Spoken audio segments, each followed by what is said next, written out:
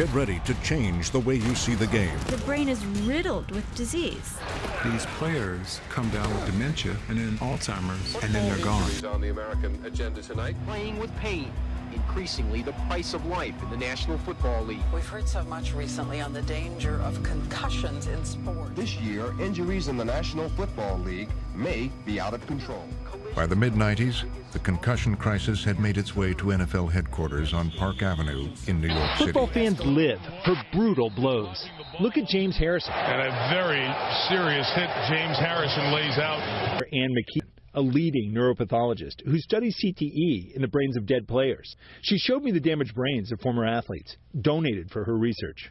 And you get spot. That's really typical of this disease. Alzheimer's doesn't look like this. Never. Strokes. Never. Nothing. Nothing. I see tragic stories under the microscope. I see kids who've died in their teens with the early stages of this disease. It's really If you had a unsettling. concussion, would you pull yourself out of the game?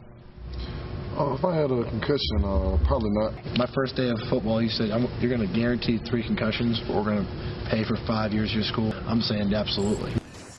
The list is sobering and long and tragic. In the wake of the $765 million settlement between the NFL and 4,500 former players suing the league over head trauma, the list, the names, the men lost to dementia or death or both, should be enough to make every fan and every football person and every sports writer somber. Just let me mention some of these names briefly. Junior Seau, Jamal Lewis, Jim McMahon. Mike Webb's is Jim McMahon now, post-concussion. Short-term memory is not good. I won't remember a hell of a lot about this interview in about 10 minutes. Modern members of the Pro Football Hall of Fame, like Mike Webster, the indomitable center of the Pittsburgh Steelers, 4 Super Bowl wins in 6 years. This was Mike Webster 6 years after his last NFL game, before he was living in the back of a truck, before he was smearing super glue on his teeth and tasering himself because he claimed this eased the pain, before he died at age 50. The things we do to one another, okay?